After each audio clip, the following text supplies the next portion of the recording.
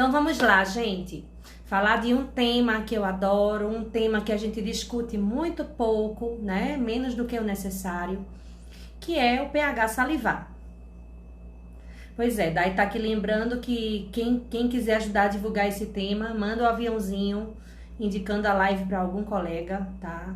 Eu entendo que todo mundo que atua com pacientes pode se beneficiar desse tema, quer você seja clínico geral, né, odontopediatra, odontogeriatra, periodontista, ortodontista, bucomaxilo, qualquer área, estomatologista, né, patologista, porque a saliva ela tem um papel muito importante e o pH tem um papel também muito importante, né? Primeira coisa que eu queria falar com vocês é que pH, né, significa o quê? Potencial hidrogeniônico. Seria a capacidade de uma solução, de um líquido, né, dissipar, dissociar o oxigênio dentro dele. Então, substâncias onde consegue gerar mais oxigênio, né, que onde ioniza mais, é uma solução mais ácida, tá? E aquelas outras que a ionização é pequena, é alcalina, certo? Então, assim, 7 seria o pH neutro, não é isso? Abaixo de 7 vai ficando ácido, acima de 7 vai ficando alcalino. E qual que é o pH da boca? Vocês já pensaram sobre isso? Se alguém souber, coloca aqui nos comentários para mim, para eu saber se vocês estão bem ligados, tá certo? O pH bucal de uma boca saudável oscila de quanto a quanto? Vocês sabem? pH salivar, né? Então, vamos lá, gente. Numa saliva não estimulada, tá? Esse pH tende a ser entre 6,5 e 7, né? Então, é um pH praticamente neutro ou levemente ácido. 6,5, 6,8, 6,9, 7. Esse seria o pH ideal de uma saliva não estimulada. Quando eu faço o estímulo mastigatório, quando eu mastigo, meu pH bucal aumenta, né? E aí, normalmente, ele tende a ficar entre 7 e 7,5. Isso é uma informação importante, tá? Isso não é uma coisa só teórica, só uma classificação. É uma questão que impacta na prática e eu vou dividir isso com vocês, vou explicar melhor porque é que isso é tão importante, certo? Então, vamos lá. Quando a gente pagava bioquímica em 1900 e volts, né? Que eu sei que tem muita gente aí que não é recém-formado, né? Tô fazendo 18 anos esse ano, minha amiga Dai já tem uns 22 anos, né, Dai, de formada, e tem gente que eu sei que tem mais aqui, e a gente estudou bioquímica, né, e estudava que a partir de um determinado pH eu começava a ter desmineralização dos tecidos dentários mineralizados, né, que é o pH que a gente chama de pH crítico, né, que é aquele pH abaixo de 5,5. Então, abaixo de 5,5 eu tenho desmineralização, quer dizer, quando vai ficando muito ácido, eu estou mais predisposto a ter desmineralização dos tecidos dentários mineralizados, certo? Se meu pH aumenta bastante, passa bastante de 7, eu tenho risco de ter outras condições. Queria ver se vocês comentam aqui comigo. Eu já comentei que o pH ácido predispõe a cárie, a doença cárie, né? E o pH ácido predispõe a mais o quê? Aqui a Dai colocou, quanto mais ácido o pH, maior o risco de cárie, claro. É associado a outros fatores, como o fluxo salivar, então o pH sozinho ele não é decisivo, junto com a dieta, junto com a higiene bucal do paciente. Mas às vezes o paciente pode ter favorecida, mesmo consumindo pouco açúcar e com higiene razoável, uma higiene boa, um risco maior de cárie do que outra pessoa que tem uma higiene ruim, por causa do pH salivar, isso é importante. Que outra situação que vocês associam a pH bucal ácido? Que o paciente diz assim, eu acho que esse meu problema é por causa de acidez na boca. O que é que vocês associam? Conta aí pra mim. Verinha colocou que pH alcalino predispõe à halitose. Sim, a halitose por origem bucal, né? A extrabucal não tem nada a ver com pH salivar, mas por origem bucal, o pH alcalino favorece, tá certo? Até porque a volatilização do enxofre, né? Ela se dá mais favoravelmente no pH alcalino. Tá? Rose comentou aqui de refluxo. Sim, as pessoas têm a crença que quando tem refluxo, o pH bucal fica, o pH salivar, ele fica ácido. Não necessariamente, isso é muito interessante. Muitas vezes, gente, a biocorrosão causada por aqueles gases ou pelos líquidos mesmo do suco gástrico, né, se dá por esse líquido endógeno, pelo suco gástrico, não pelo pH salivar. Tá? Porque a saliva, ela tende, se ela tiver numa quantidade razoável, ideal, ela tende a ter um tamponamento bom. E uma das causas de hipersalivação, de fluxo salivar aumentado, é refluxo, né? Doença do refluxo gastroesofágico, em geral, aumenta a salivação e o paciente tende a manter o pH. Então, ele desmineraliza por causa do ácido, não por causa da saliva, tá? Que mais que vocês associam a pH ácido? Olha aqui, minha amiga Dai. Dai, você não conta, amiga. Você divide tudo comigo. Mas pode comentar, mas eu tô dizendo, você tem que saber mesmo. Ó, pH ácido aumenta o risco de úlcera aftosa recorrente. Aumenta, claro. Né? O pH ácido, ele desidrata, ele irrita, né? Irrita a mucosa. Né? E aí o paciente tem mais risco de ulceração. Então vamos lá, pH ácido a gente falou em doença cárie, né? Em biocorrosão, que não seria muito mais pelo suco gástrico, mas em úlcera aftosa recorrente, então cárie e afta, né? Alguém lembra mais alguma coisa associada ao pH ácido? Que sensação quando bate um ácido qualquer, ácido fosfórico, quem mexe com prótese, já caiu na pele de vocês? Ou você pega e espreme limão, fazendo aquela caipirosca, ou se você não gosta de beber, aquele suquinho de limão, né? E vai pro sol e pega calor. Como é que fica aquela pele ao redor? Fica irritada? Fica ardendo? Conta pra mim. Fluorídrico. Ácido fluorídrico na pele. Queima, não queima? Arde. Vocês já pensaram em ardência bucal? O paciente reclama de ardência, não necessariamente síndrome da ardência bucal, mas condições gerais associadas de ardência, né? Onde a gente poderia, inclusive, considerar alguns casos de SAB. Será que não é o pH? Né? Síndrome da ardência bucal é algo pouco compreendido, né? É algo de difícil manejo, que não há consenso, e eu vejo muito pouco se falar em pH, né? E eu acho que é importante medir o pH de um paciente com SAB ou com outras queixas de ardência, não necessariamente SAB. Será que não é o pH? Né? Então, já falamos aqui de algumas condições, né? Cáries, úlceras aftosas recorrentes e SAB, né? E vamos pensar agora em pH alcalino. Que condições que vocês associam a pH alcalino? Verinha citou halitose, risco aumentado de mau hálito, perfeito. E o que é que vocês lembram mais? Conta pra mim.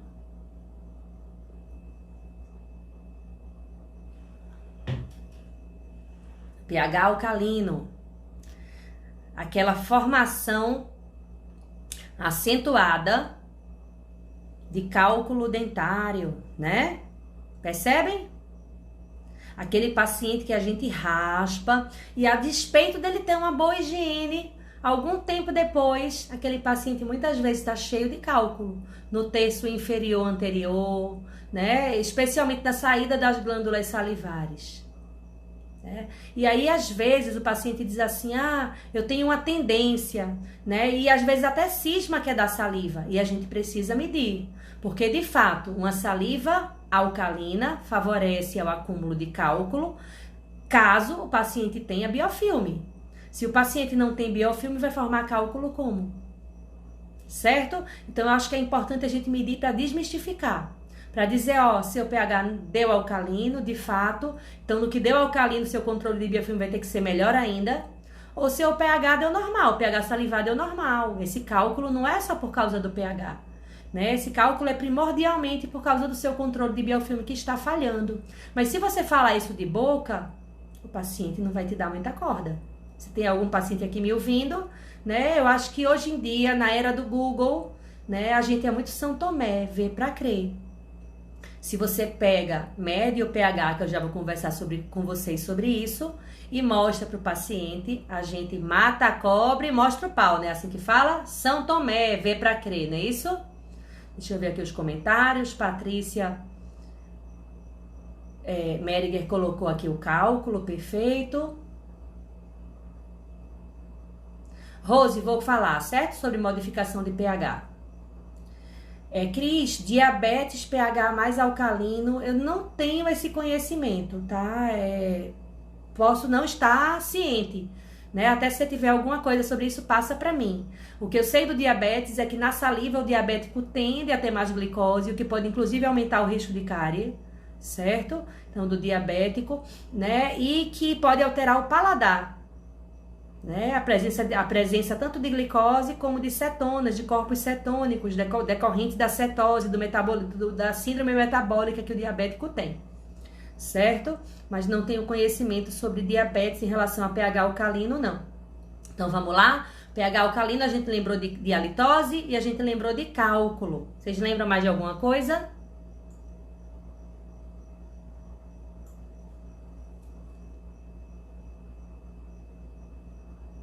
Cálculo, vamos lá. Formação rápida e formação excessiva. É aquele paciente que rapidamente forma ou forma cálculo numa quantidade grande, certo? Então, acho que as principais coisas estão aqui, certo? O que é que eu queria comentar com vocês? pH bucal. Ideal, saliva não estimulada entre 6,5 e 7.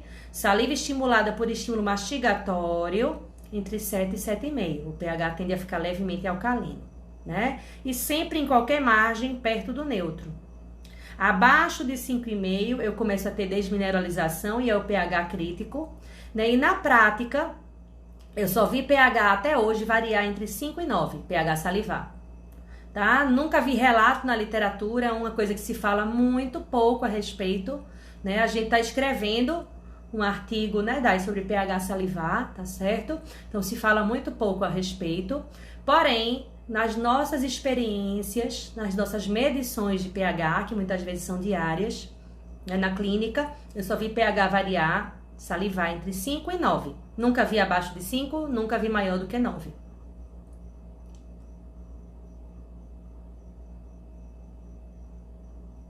Giovana, risco de doença periodontal? Sim, mas não só pelo pH em si. É que o pH alcalino, ele aumenta o acúmulo, o risco de cálculo periodontal, que é um dos cofatores para a doença periodontal, né? E aí a gente tem que associar a outros fatores, né? A ser um hospedeiro vulnerável, já que a gente sabe que a doença periodontal, ela depende de susceptibilidade, né? Depende da microbiota, da seleção da microbiota. Verinha, esse paciente que eu falei de cálculo rápido, o pH poderia ser 8? Poderia. O pH em repouso nem ser 8, gente. O pH em repouso 7,5, 7,7. Por melhor que seja a higiene, se sobrar algum biofilme, ele tende a mineralizar. E depois que mineraliza, o paciente não consegue mais remover pelas medidas padrão de higiene bucal, né? O que é que acontece com a maioria das pessoas que tem um pH legal? É que faz a higiene bucal, alguns dias melhores do que outros, né? Mas no que aquele biofilme ainda está jovem, está delgado, né? Tá fácil de remover, no dia que ele higieniza melhor, ele retira o biofilme. Ele remove com fio dental, com escova interdental, com escova tipo tufo, com escova de dente comum. Quem tem o pH alcalino, muitas vezes em um dia ou dois de descuido, já mineraliza. E aí não vai sair mais em casa, vai ter que sair no cirurgião dentista. Certo?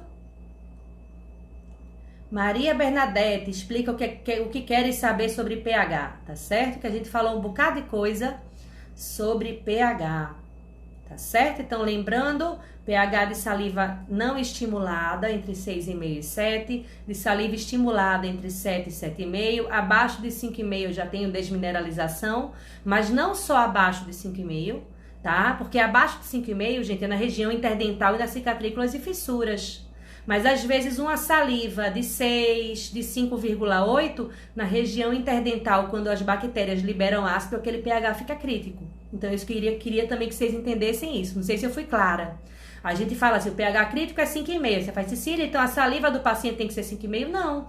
Uma saliva 6, 6,2, muitas vezes, numa pessoa com alta quantidade de patógenos de cárie, na região de cicatrícula e fissura, na região interproximal, chega no pH crítico mais fácil, tá certo? Então, vamos lá. pH salivar, na prática, varia de 5 a 9. Nunca vi menor do que 5, nunca vi maior do que 9. Nunca vi evidências científicas mostrando isso. Se alguém conhecer, por favor, divide comigo, tá certo? Que eu mando 1 quilo de castanha de caju diretamente do Rio Grande do Norte. Olha a promessa, gravada na live, tá certo? Então, vamos lá. Tendo citado o que eu citei, o que é que eu questiono a vocês? Em quem eu devo medir o pH? Quem são os pacientes que eu devo olhar para aquele paciente e dizer, opa, subi a anteninha, né? Aquela história que a gente tem um insight, né? Eu digo que normalmente que Black, o espírito de Black, soprou no ouvido da pessoa e você tem aquele insight, tá? Quem não acredita nesse de espírito, não fique chateado, é só uma brincadeira, tá certo? Mas quando é que o espírito de Black sopra no ouvido da gente, que sobe a anteninha que a gente diz assim, opa, vou medir o pH. Em que circunstâncias?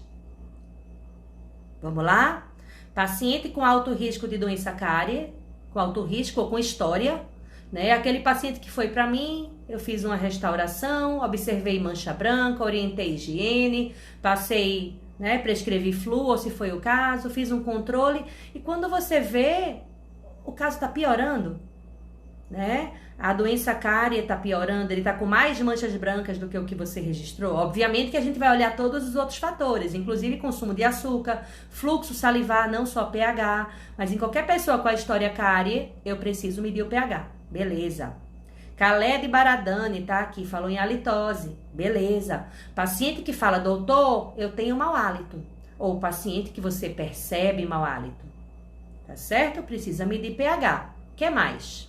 Quem que vocês lembram mais? Cárie, halitose, formação excessiva, volumosa e rápida de cálculo periodontal. Faz sentido? Olha só, gente, que mega diferencial. Olha que mega diferencial.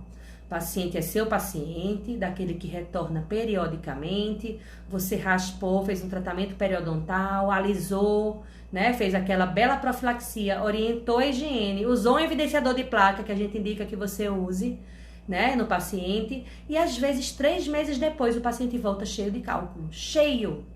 Aí você diz assim, seu João, eu quero avaliar o que é que está acontecendo, inclusive como é que está seu pH. Aí mede o pH, como eu vou conversar com vocês, e explica para ele se tem a ver ou não. Gente, o paciente gama, o paciente se apaixona, o paciente não vai deixar você nunca para ir para um colega, né? De verdade, tá certo?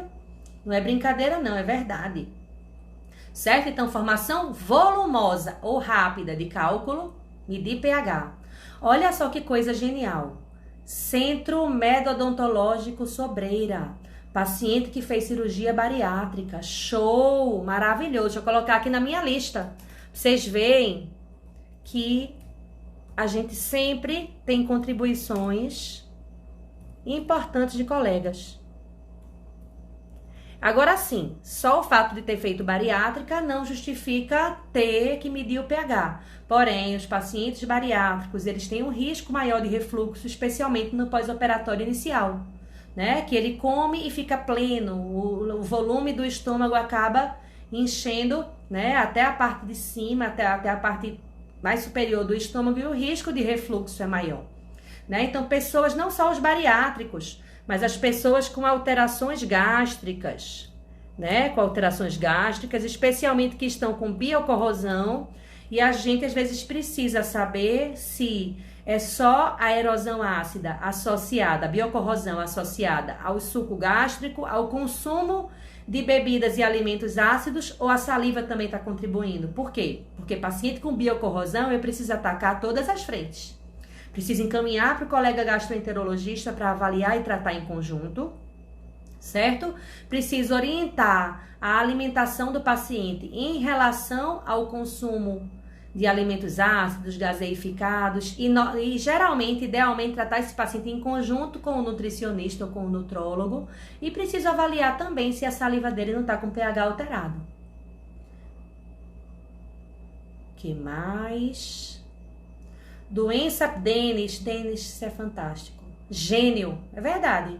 Doença periodontal ativa, né? É aquele paciente com a doença periodontal ativa. Obviamente que eu não vou deixar de fazer outros tratamentos e outras avaliações, exame periodontal simplificado, reforço de orientação de higiene, né? Mas se o pH dele tiver alcalino, com mais formação de cálculo, será que ele não vai ter mais halitose e mais doença periodontal, né? Então, sempre que eu tenho uma alteração de microbiota, eu preciso avaliar o pH. E aí o Denis fala de refluxo ativo ou histórico, né? Que é as alterações gástricas que predispõem a quadros de refluxo ou a própria doença do refluxo gastroesofágico. Tá certo? Centro Médico Sobreira. Esses pacientes têm alteração na composição da saliva? Tem. Né? Se alterou o pH, o potencial de você ionizar hidrogênio ali dentro modificou. Né? E se a quantidade de hidrogênio ionizado tá para menos ou tá para mais, a composição também muda. Não é verdade? Faz sentido? Apesar de ter poucos estudos nesse sentido. A maioria dos estudos que a gente tem são com pacientes de radioterapia de cabeça e pescoço, que não é só o pH que está alterado, o fluxo salivar também está alterado em geral, dependendo do campo de radiação, da dose, de vários fatores. Mas a saliva, quando altera a quantidade, certo? Em geral, a composição também altera e o pH também altera. A gente vai falar sobre isso. Então, vamos lá? Histórico de cárie, doença periodontal ativa ou recidivante, né? Cálculo periodontal, formação excessiva ou acelerada de cálculo periodontal, certo? Alterações gástricas, halitose, tem mais algumas coisas. A gente já citou no início e vocês não estão lembrados. Que mais?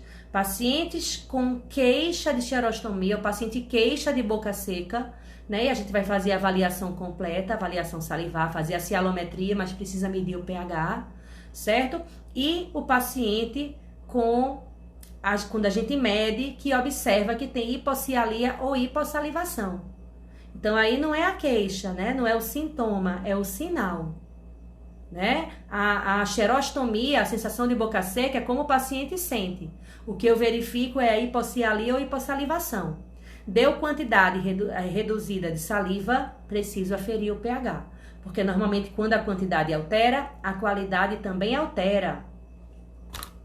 Fabiano, já respondo, tá certo? Se eu não lembrar mais pra frente, você me pergunta. Juliana Grossi, gostei, Ju. Após radioterapia de cabeça e pescoço. Fantástico. Tá? Vou até colocar aqui. Apesar de que, assim, a radioterapia normalmente está associada com fluxo salivar reduzido, dependendo do campo de radiação e da dose, e aí a gente mediria, né, por esse motivo, pela hipossalivação. Mas sim, para mim, todo paciente oncológico que sofreu radioterapia de cabeça e pescoço precisa de avaliação periódica de pH salivar.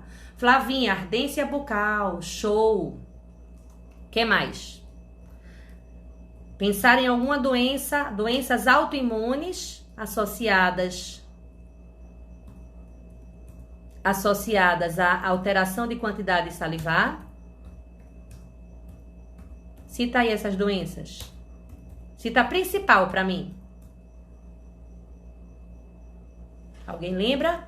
Doença autoimune.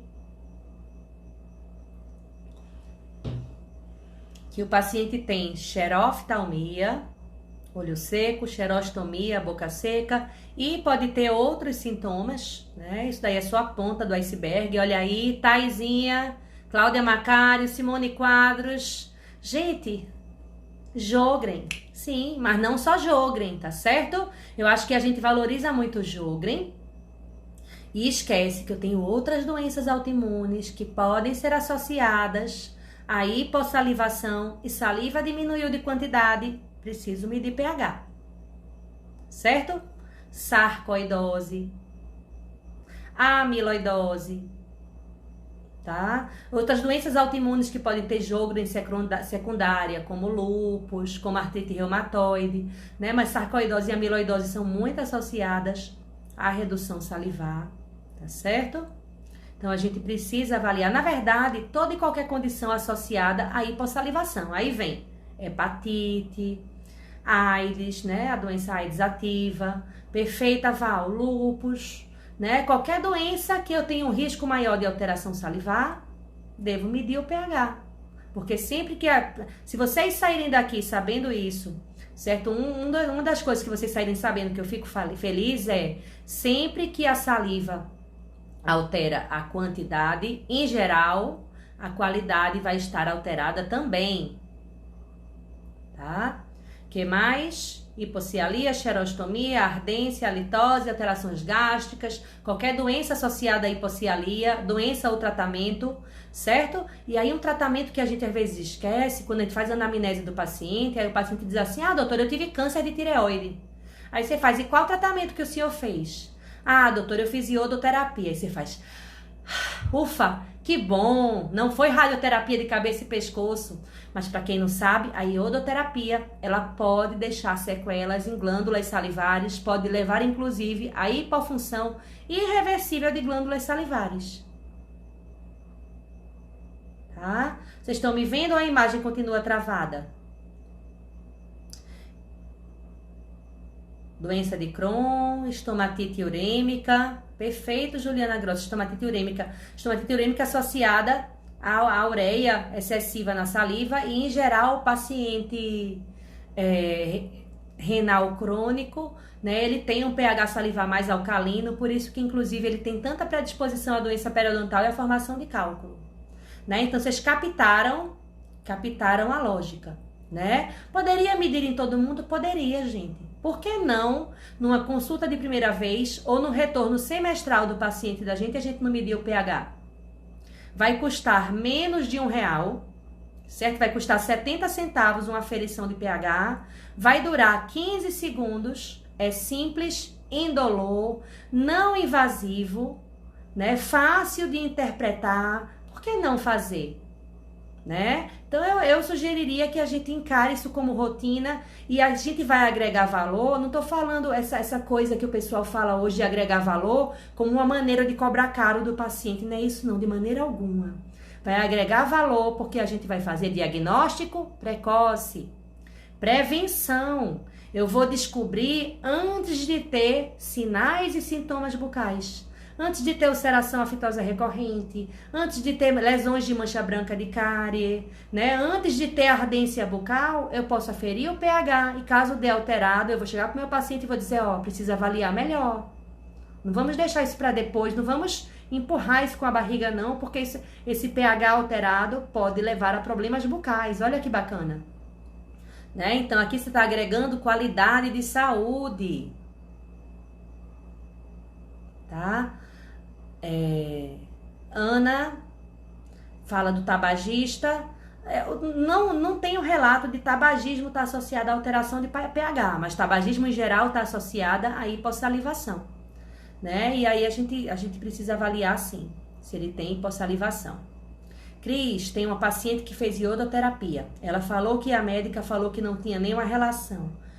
Eu acho que é um equívoco, tá, Cris? Porque a gente tanto vê evidência clínica, como tem artigos de qualidade que associam a iodoterapia, certo?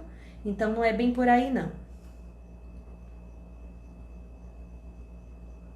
Certo? Então, acho que a gente citou as principais questões. Não queria citar tudo para esgotar, no sentido de vocês decorarem, porque eu digo demais, aprenda a raciocinar, não decore. Né? Na verdade, gente, para todo e qualquer caso que eu tô com dúvida se pode ter a ver com será que a saliva não está contribuindo, mede o pH, né? Não faz mal nenhum. E aí, como é que eu meço o pH?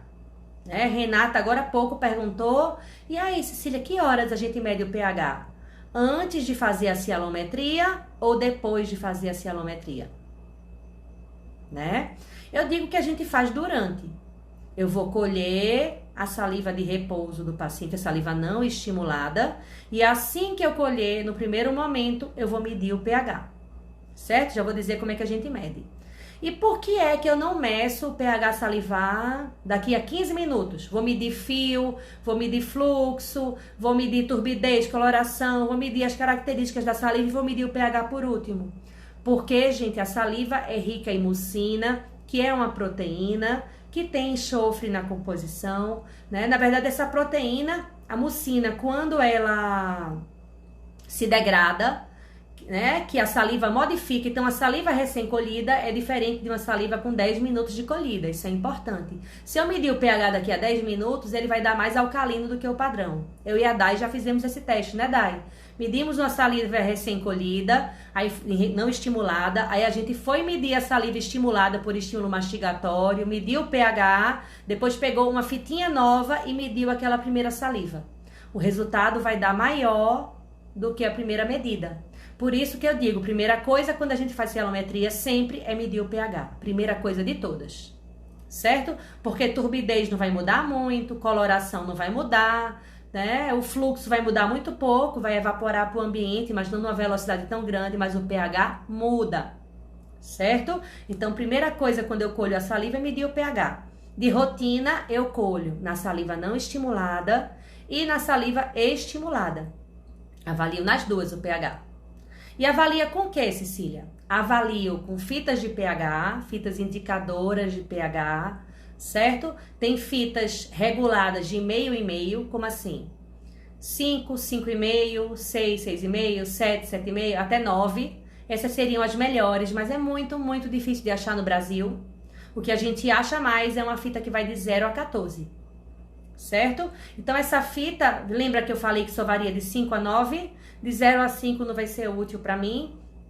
Acima de 9, de 10 a 14 também nunca vi marcar, né? Então a de meio e meio seria ideal, mas é muito difícil de achar. Tem várias marcas de fita, a gente já testou várias e eu gosto mesmo da fita da Merck, tá? Fita da Merck, acho que tá uns R$70, né, Dai? A caixinha com 100, então sai 70 centavos a medição, saliva não estimulada, né? E pra mim é bem racional usar. Segunda opção, pHmetro. Então, a gente tem alguns modelos de pHmetro, tá certo? Para avaliar a saliva. São equipamentos, parece uma canetinha, pequenininho, esse tamanho de uma caneta. Depois eu vou fazer uma postagem sobre isso para vocês, tá certo? Sobre as fitas e sobre o pHmetro. E é pequenininho e a gente mergulha na saliva e aí sim ele mede de forma detalhada. Ele disse meu pH é 7,1, se é 6,4. Alguns dão até com centésimos, 6,48, então é mais preciso. Porém, é mais sensível.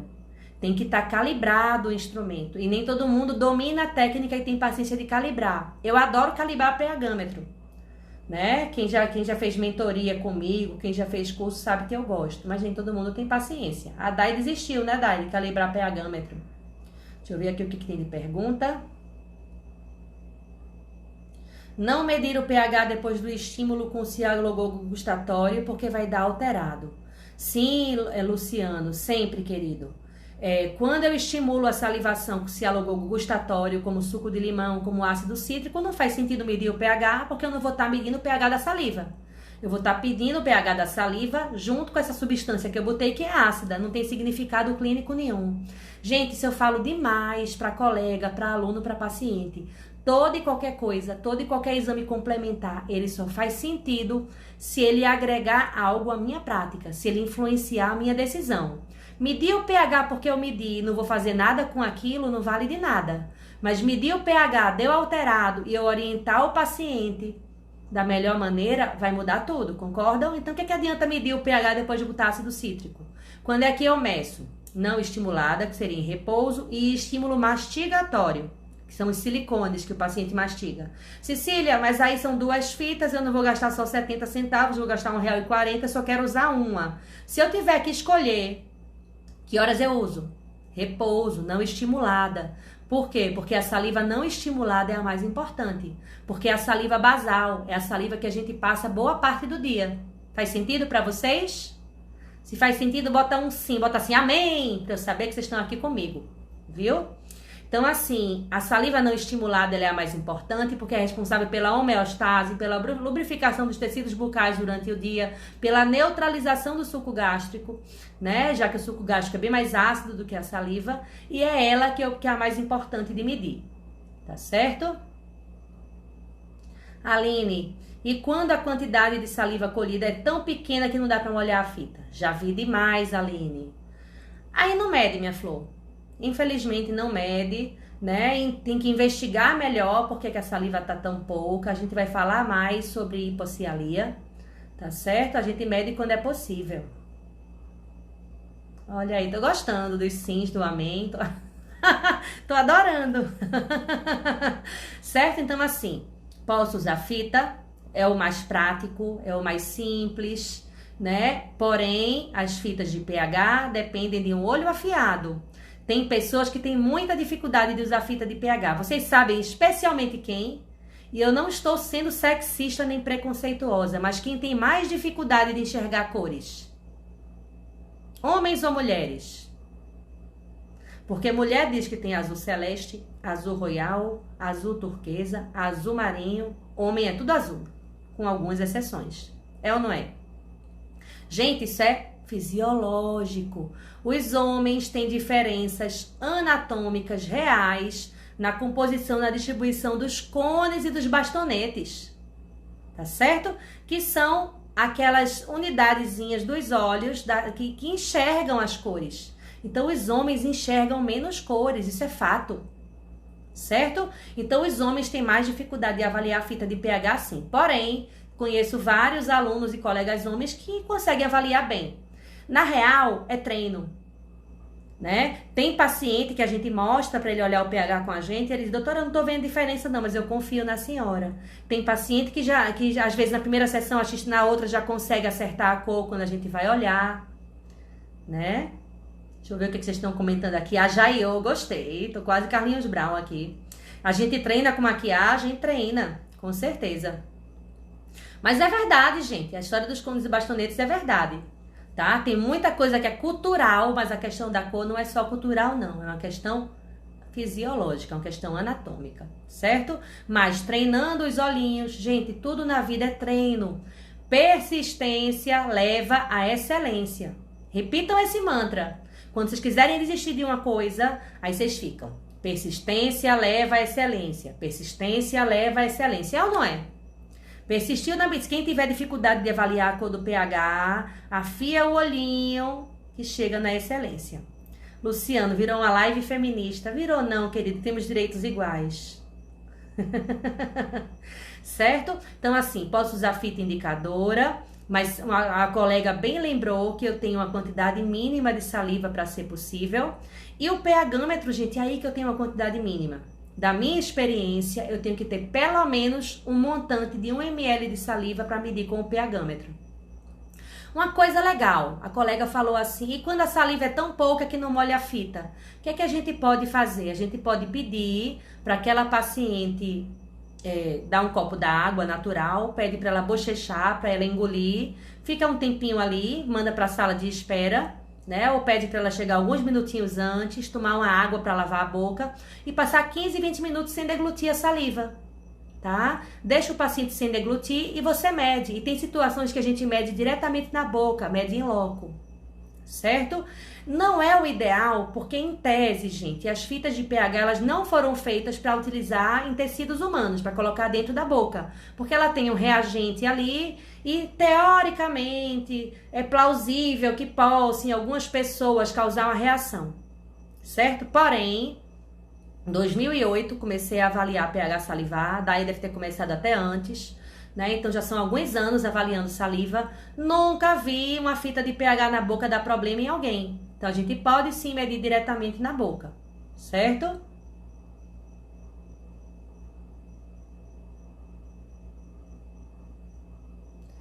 Aqui, odontologia assistiva, se é correto falarmos em pH ácido e básico, ácido, básico e neutro, tá? Aqui na escala eu tenho o neutro.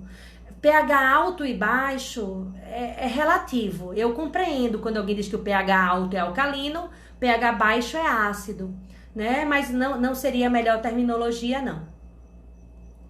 certo?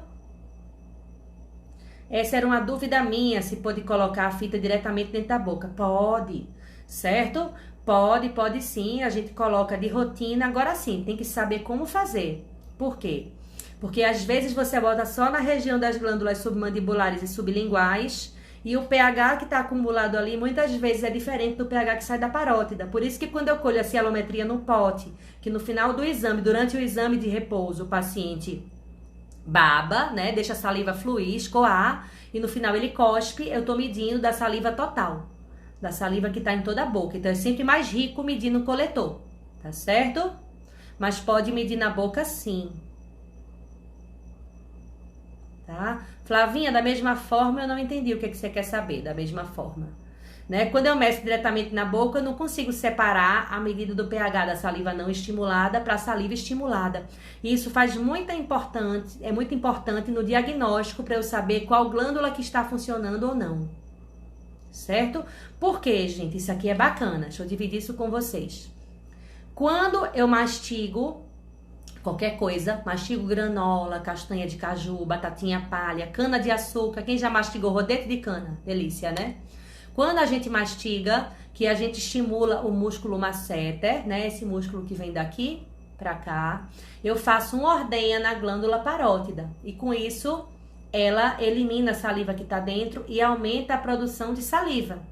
Tá certo?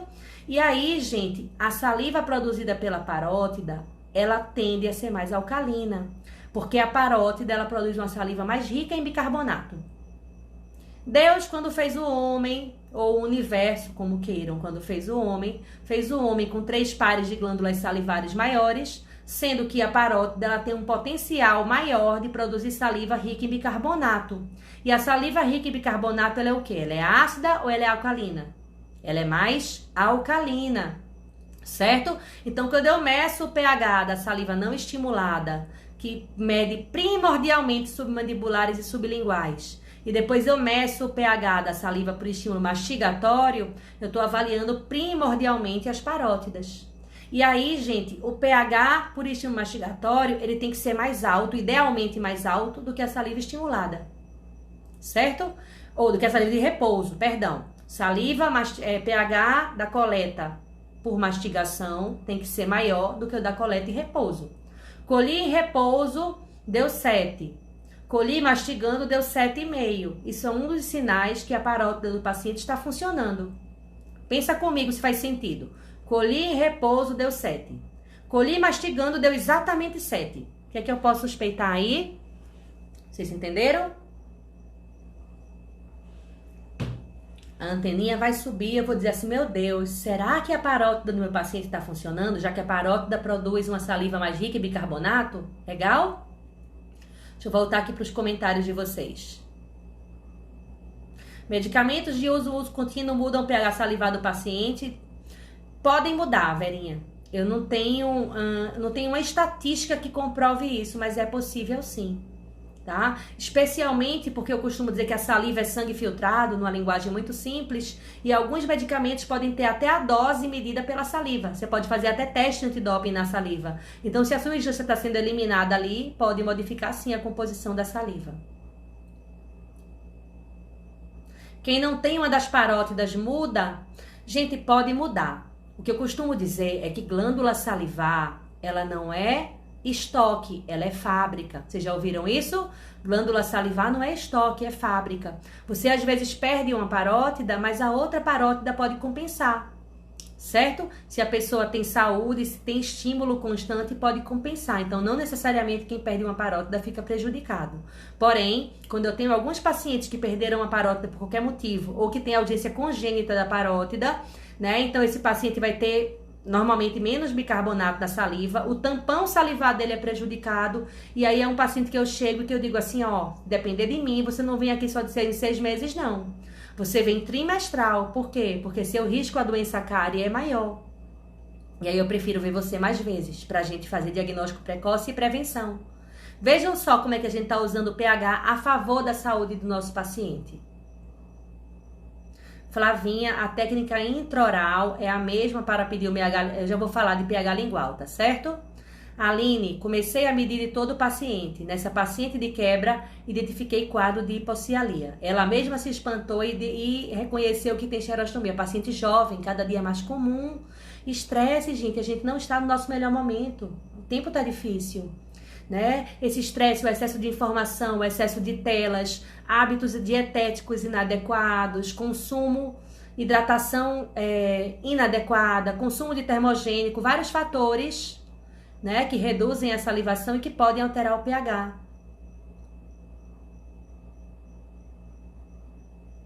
O que mais?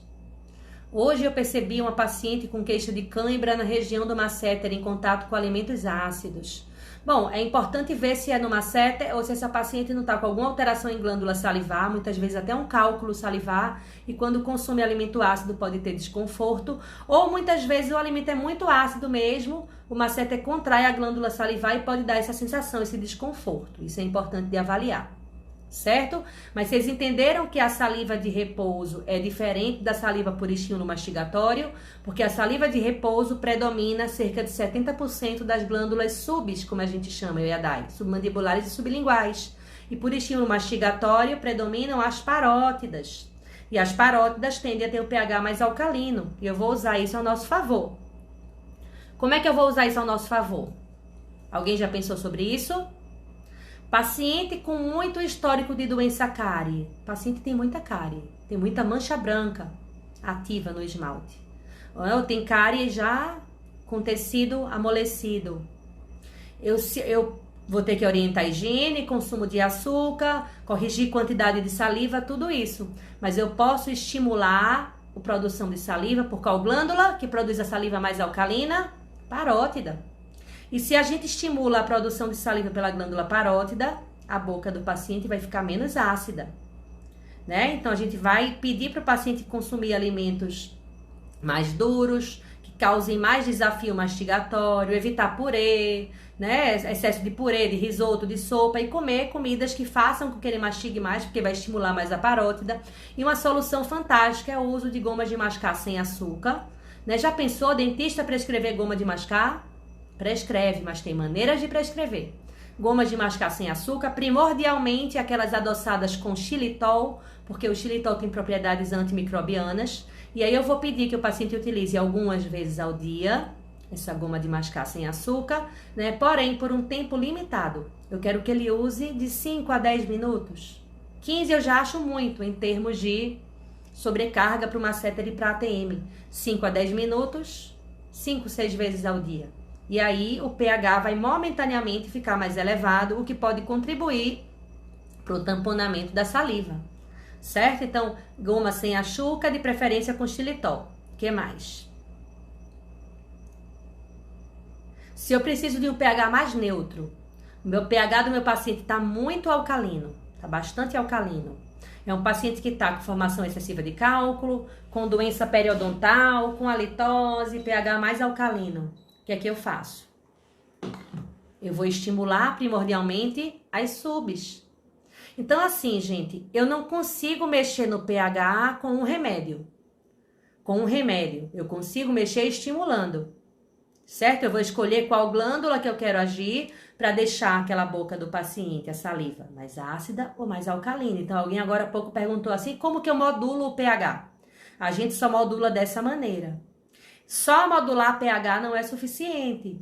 Eu preciso orientar o paciente, orientar a dieta, orientar consumo de líquido, orientar a higiene bucal, explicar o porquê que ele precisa fazer essas coisas, porquê que ele precisa de retornos mais periódicos, porque ele tem um pH muito ácido ou muito alcalino, né? Então, nem sempre a gente vai corrigir problemas. Hoje eu escrevi sobre isso na minha página, doutora Cecília Guiar. Nem sempre a solução é corrigir. A gente tem esse erro na odontologia, né? Essa visão que a gente tem que corrigir tudo, e que a gente só tem sucesso se a gente corrigir tudo. Mas a gente pode ter orientações preventivas e paliativas, além das corretivas. Né? Cecília, todo mundo a gente consegue modular pH 100% do tempo? Não. A gente consegue, quem tem um pH muito alcalino, acidificar alguns momentos por dia, estimulando as subs. Ou quem tem pH muito ácido, a gente alcalinizar um pouquinho, estimulando as parótidas. E a gente vai orientar hábitos e estilo de vida. tá? Laser para estimular? Sim, para estimular a salivação. A gente fez, inclusive, uma live sobre isso, não foi, Dai? Confirma para mim. Uma live sobre laser para estímulo de salivação. Deixa eu ver o que mais. Sobre hipocialia e pH, né? O que é que a gente nota? Que à medida que a saliva reduz de quantidade, né? Uma redução leve, né, de quantidade, o pH tende a ficar mais alcalino. Então, na hipossalivação leve e moderada, o paciente tende a ter mais halitose, a ter mais cálculo, doença periodontal, pH mais alcalino. Quando a hipossalivação fica severa, fica muito forte, chegando o paciente quase a ser aciálico, até ausência de saliva, aí o pH vai ficando mais ácido. Que é isso que acontece nos pacientes que têm hipossalivação severa, como alguns de radioterapia de região de cabeça e pescoço. A hipocialia é tanta que o pH fica super ácido. Por isso que eles começam a ter um risco importante de cárie. Certo? Então a gente tem que levar em conta isso. Não é uma coisa, à medida que a saliva diminui, vai sempre ficando ácido. Não. No começo fica alcalino e de um determinado grau em diante fica ácido. Isso é interessante, né? Deixa eu ver o que mais. Parótida. Feliz que você está acompanhando nossas lives, Gil. Se puder, divulga, porque eu acho que muitos pacientes podem se beneficiar. Tem vários colegas do Brasil que tratam de alterações salivares, né? A Associação Brasileira de Halitose tem vários membros que conhecem de saliva e a gente tem um curso que já formou alguns médicos e dentistas na área.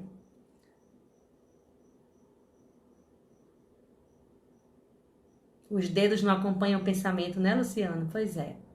Fabiano, como estimular as glândulas? Isso vai dar uma live, a gente vai falar sobre isso um dia, tá certo? Hoje eu vou falar pH. Qual a diferença de o paciente ficar babando ou cuspindo?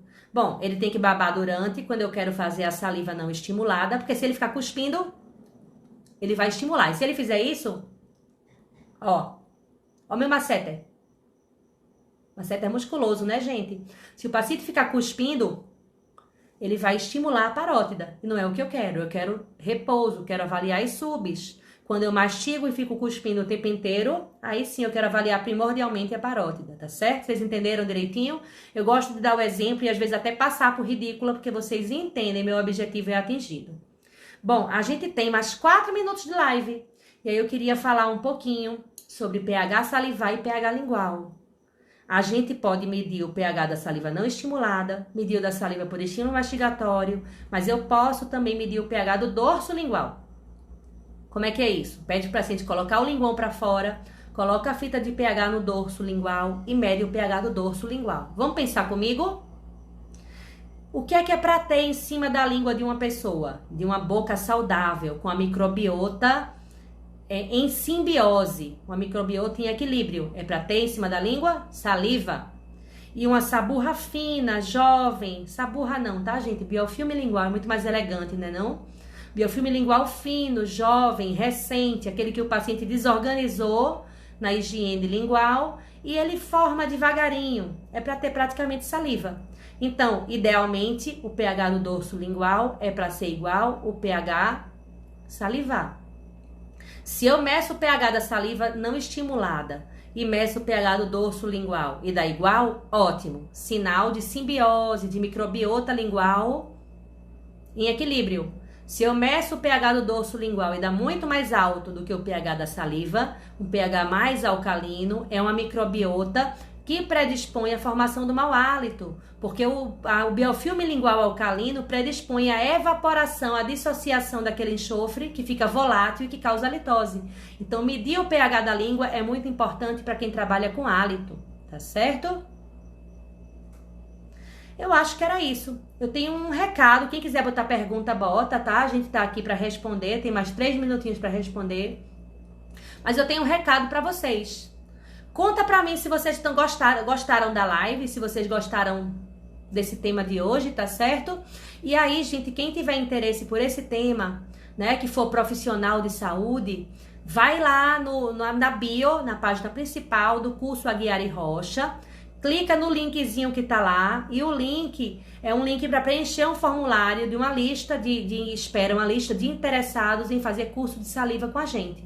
tá certo? Então, quem tiver interesse de receber informações, de a gente avisar quando é que vai ter as próximas turmas, preenche o cadastro lá na bio do curso Aguiar e Rocha, tá certo? Porque aí a gente consegue se comunicar melhor com vocês, tá bem? Todas as quintas estaremos aqui, até quando nos aguentarem, até quando nos quiserem. Ficamos felizes de verdade, né? A gente gosta de dividir, característica minha com tia Dai, né? A gente gosta de dividir, a gente gosta de confraternizar, tá certo? E, gente, prazer ver aqui alunos de graduação, alunos de pós-graduação, colegas dentistas do Brasil que eu ainda não conheço, mas que eu quero conhecer, pacientes, né? Fico muito felizes. Parótida, uma live sobre saliva de pessoas que já tiveram tumores de parótidas. Podemos falar sobre o assunto, sim. Tá? Podemos sim. E surgiram temas, tá certo? O tema do pH foi uma sugestão de vocês. Quem quiser sugerir temas, inclusive no privado, a gente agradece muito. Tá certo? Gente, tira aquela foto minha, ó, pra compartilhar nos stories. Viu como eu tô blogueira? E compartilha qual foi o insight que vocês tiveram. Qual foi a coisa mais legal que a gente falou hoje, tá certo? O que é que vai ser mais importante para a sua prática, que a gente fica feliz em saber, tá certo? Beijo, boa noite, cuidem-se, vamos em frente, sigamos juntos, cheios de esperança, tá certo? Fiquem com Deus e tchau, tchau.